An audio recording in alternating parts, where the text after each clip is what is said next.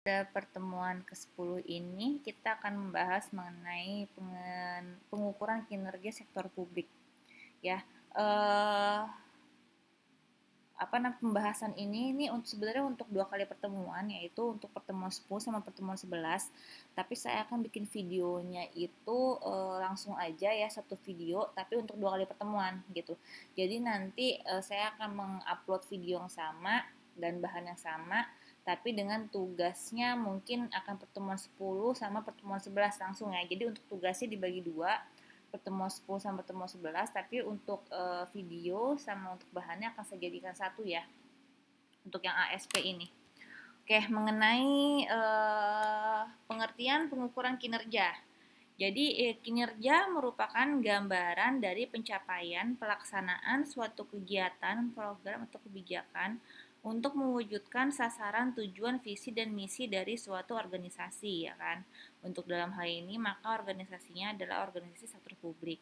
Nah, menurut Mardiasmo, sistem pengukuran kinerja sektor publik adalah suatu sistem yang bertujuan untuk membantu manajer sektor publik menilai pencapaian suatu strategi melalui alat ukur finansial dan non-finansial.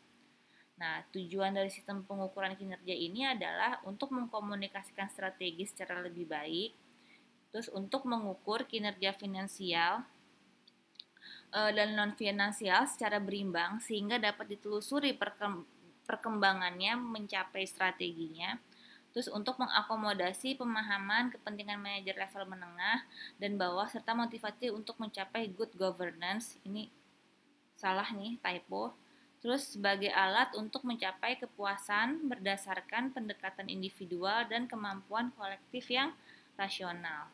Nah, manfaat dari pengukuran kinerja adalah memberikan pemahaman mengenai ukuran yang digunakan untuk menilai kinerja manajemen, terus memberikan arah untuk mencapai target kinerja yang ditetapkan, untuk memonitor dan mengawasi pencapaian kinerja dan membandingkannya dengan target kinerja sehingga melakukan tindakan kolektif untuk memperbaiki kinerja.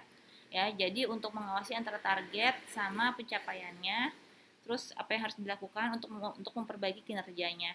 Terus sebagai dasar untuk memberikan penghargaan dan hukuman, ya kan. Jadi kalau kinerjanya nggak bagus berarti dapat hukuman, kalau kinerjanya bagus berarti dapat penghargaan. Terus sebagai alat komunikasi antara bawah dan pimpinan dalam rangka memperbaiki kinerja organisasi. Jadi kalau ada pengukuran kinerja itu, jadi tuh kayak bisa ada sebagai alat komunikasi gitu antara bawahan sama pimpinan gitu. Jadi apa yang kurang-kurang tuh bisa ketahuan. Terus membantu mengidentifikasi apakah kepuasan pelanggan sudah terpenuhi, terus membantu memahami kegiatan instansi pemerintah untuk yang dalam hal sektor publik, terus memastikan bahwa pengambilan keputusan dilakukan secara objektif. Nah, informasi-informasi yang digunakan untuk pengukuran kinerja itu ada namanya informasi finansial, ya kan? Jadi bisa dilihat dari finansialnya, dari duitnya lah, dari uangnya, dari ekonominya. Jadi penilaian kinerja finansial diukur berdasarkan pada anggaran yang telah dibuat. Penilaian tersebut dilakukan dengan menganalisis varian selisih. Jadi varians itu adalah selisih antara aktual dengan yang dianggarkan. Nah, analisis varian secara garis besar berfokus pada revenue, pendapatan, pengeluaran, ya kan, belanja rutin atau belanja investasi. Setelah dilakukan analisa varian, maka dilakukan identifikasi sumber penyebab terjadinya perbedaan dengan menelusuri varian tersebut hingga level manajemen paling bawah. Jadi kalau misalnya ada perbedaan antara budgeting dengan target, itu dicari tahu kenapa sebabnya, apa sebabnya gitu.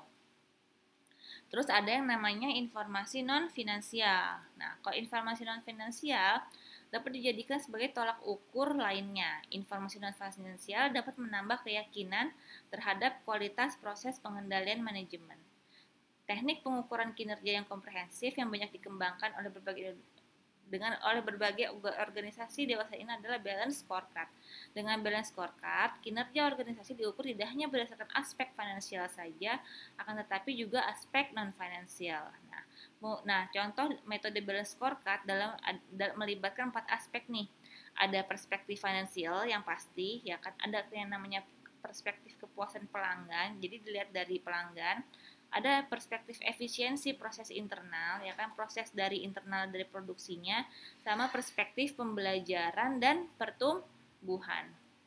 Nah, peranan peranan indikator kinerja dalam pengukuran kinerja. Jadi dalam pengukuran kinerja itu tuh ada ada indikator-indikatornya ya. Itu bisa kalian apa namanya?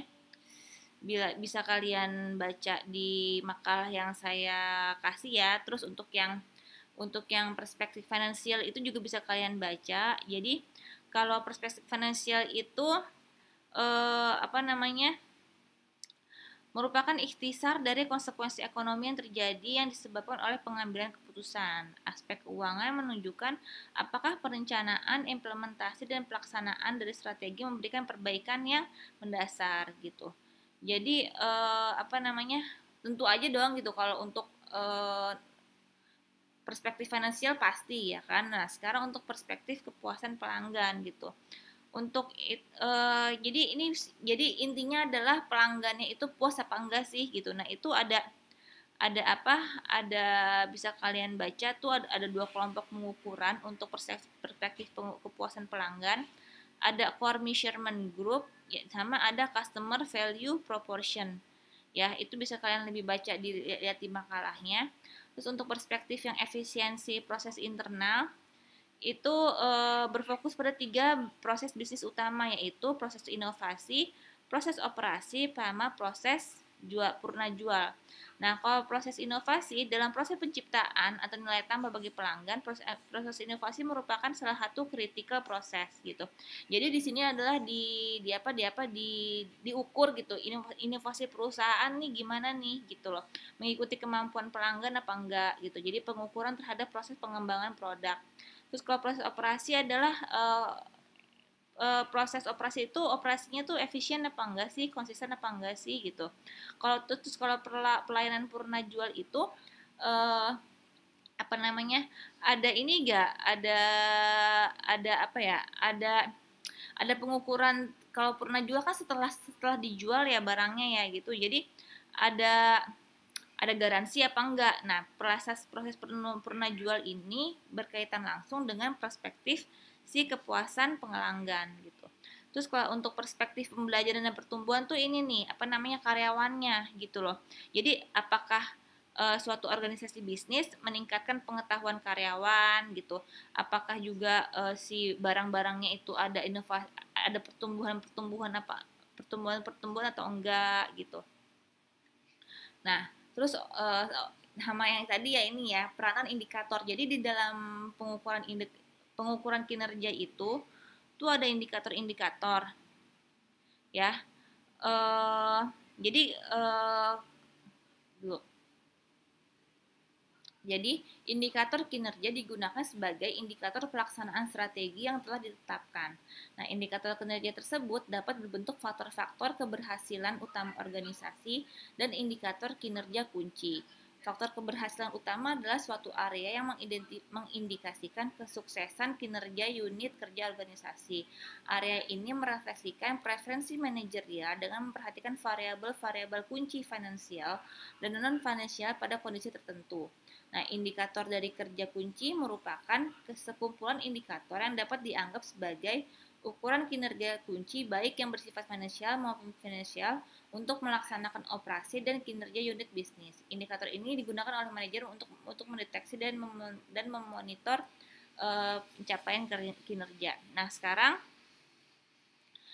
di sini kalau di makalah bisa kalian baca komponen yang digunakan dalam penentuan indikator kinerja, yaitu ada biaya pelayanan, ada penggunaan, ada kualitas dan standar pelayanan, ada cakupan pelayanan, sama ada kepuasan atau satisfaction dari si pelanggan.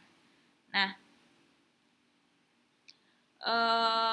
contohnya nih, kayak di mana di contoh pengembangan indikator kinerja nih, kalau misalnya kita lihat dari makalah ya, kayak misalnya pekerjaan di rumah sakit deh gitu. Indikator kinerja adalah biaya total rawat jalan per pasien yang masuk. Terus kayak misalnya penggunaan fasilitas, ada rata-rata masa tinggal pasien di rumah sakit, ada jumlah pasien rata-rata per bed per tahun gitu. Itu contoh-contoh dari indikator kinerja. Ya. Terus selanjutnya adalah indikator kinerja dan pengukuran value for money. Nah, Jadi untuk ini, jadi indikator kinerja itu tuh ada karakteristiknya. Jadi harus sederhana sama mudah dipahami.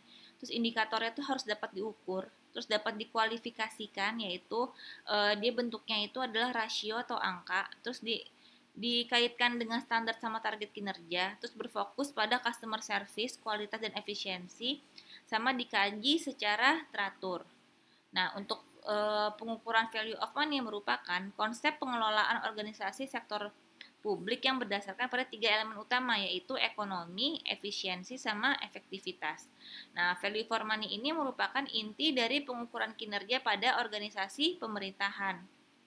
Nah, permasalahan yang sering dihadapi oleh pemerintah dalam melakukan pengukuran kinerja ini adalah sulitnya mengukur output, karena output yang dihasilkan tidak selalu berupa output berwujud, tetapi lebih banyak berupa intangible output, yaitu output yang tidak berwujud.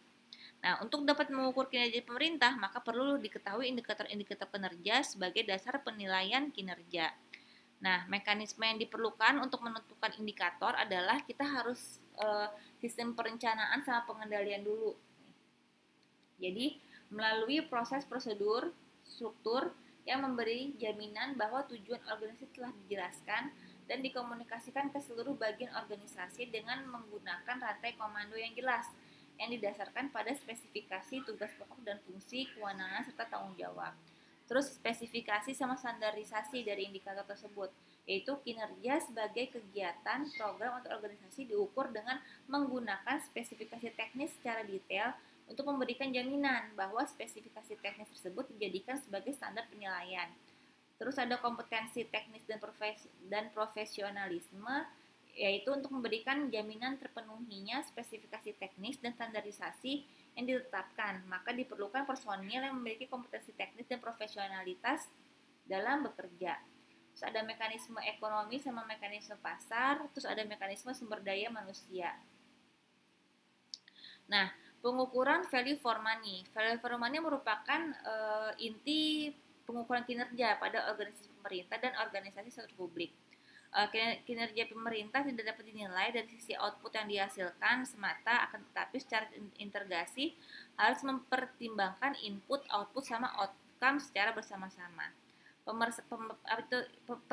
Permasalahan yang sering muncul adalah sulitnya mengukur output, karena yang dihasilkan pemerintah tidak selalu berupa output yang berwujud, tetapi kebanyakan yang bersifat output tidak berwujud, ya kan, kayak misalnya apa ya, kesejahteraan masyarakat gitu kan. Nah, di sini adalah pengembangan, karena susah maka ada nih pengembangan indikator value for money. Nah, ada 3 pokok bahasan dalam indikator value for money, yaitu ekonomi. Ekonomi adalah hubungan antara pasar dan masukan, cost of input. Dengan kata lain, ekonomi adalah praktik pembelian barang dan jasa input dengan tingkat kualitas tertentu pada harga terbaik yang dimungkinkan. Lalu untuk efisiensi, efisiensi berhubungan erat dengan proses produktivitas. Pengukuran efisiensi dilakukan dengan menggunakan perbandingan antara output yang dihasilkan terhadap input yang digunakan gitu. Jadi kalau misalnya spending well, jadi dapat dikatakan efisien apabila suatu produk atau hasil kerja tertentu dapat dicapai dengan penggunaan sumber daya atau dana yang rendah-rendah. Jadi efisien, outputnya gede, inputnya kecil.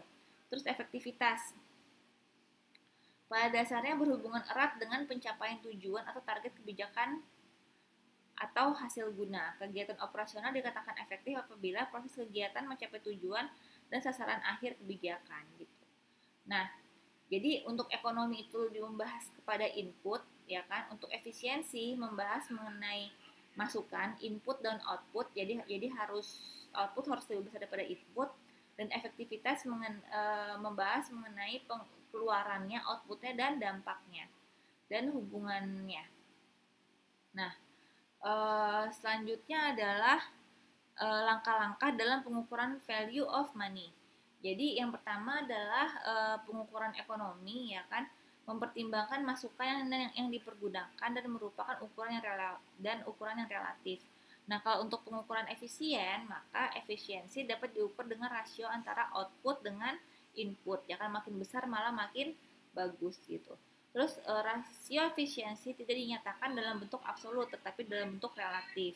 Karena efisiensi diukur dengan membandingkan keluaran dengan masukan. Maka perbaikan efisiensi dapat dilakukan dengan cara yaitu meningkatkan output pada tingkat input yang sama, meningkatkan output dengan proporsi lebih besar daripada proporsi peningkatan input, menurunkan input dengan output yang sama, atau menurunkan input dengan proporsi yang lebih besar daripada proporsi penurunan output.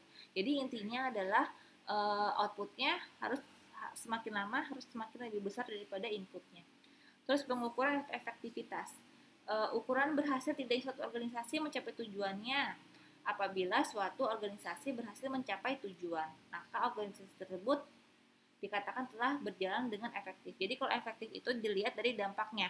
Selama organisasi tersebut sudah mencapai tujuannya, maka sudah dinyatakan efektif. Terus pengukuran outcome. Outcome adalah dampak. Jadi dampak suatu program atau kegiatan terhadap masyarakat. Outcome yang lebih tinggi daripada output karena output hanya mengukur hasil tanpa mengukur dampak, ya kan. Jadi yang dilihat adalah dampak terhadap output yang sudah dihasilkan. Terus baru setelah itu kita melakukan estimasi atas indikator kinerja. Nah, estimasi ini dapat dilakukan dengan menggunakan kinerja tahun lalu, expert judgment, trend atau regresi. Nah, kesimpulannya adalah sistem pengukuran kinerja sektor publik adalah suatu sistem yang bertujuan untuk membantu manajer publik menilai pencapaian suatu strategi melalui alat ukur finansial dan non finansial gitu. Nah, sistem pengukuran kinerja merupakan salah satu alat pengendalian organisasi karena diperkuat dengan adanya reward sama punishment. Tetapi untuk masalah sektor publik, untuk pengukuran kinerja itu bisa dibilang lebih susah gitu kan, karena untuk output dari si sektor publik itu sifatnya adalah intangible. Nah, untuk pertemuan ke-11 itu harusnya mulainya adalah dari yang ini, dari yang D. D ke bawah itu adalah harusnya pertemuan 11 gitu loh. Ya, jadi untuk pertemuan ke-10 itu bahan kita adalah A, B, C. Ya, untuk pertemuan 11 adalah D, E, F, G. Ya, tapi saya jadikan satu video ya kan, biar nggak bikin video bolak-balik karena slide-nya juga sama dan bahannya pun juga sama. Oke, sekian dari saya. Assalamualaikum warahmatullahi wabarakatuh.